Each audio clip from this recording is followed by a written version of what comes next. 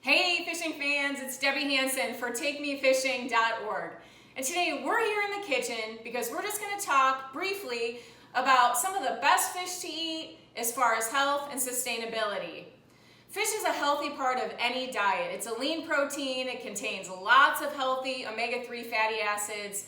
But one of the things you want to remember is that depending on where that fish falls in the food chain and how it was sourced, certain fish species are going to be healthier for you to eat than others.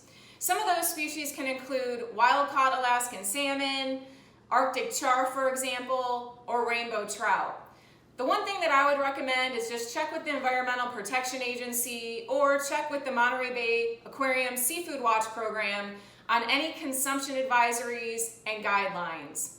Primarily, the thing to remember is that predatory fish that are higher up in the food chain, such as sharks and bluefin tuna, they're going to generally contain higher levels of mercury, so depending on your situation, you may want to limit or avoid consumption of those species.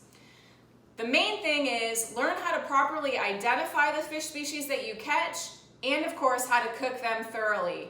For more information on how to properly cook your catch, just head on over to TakeMeFishing.org.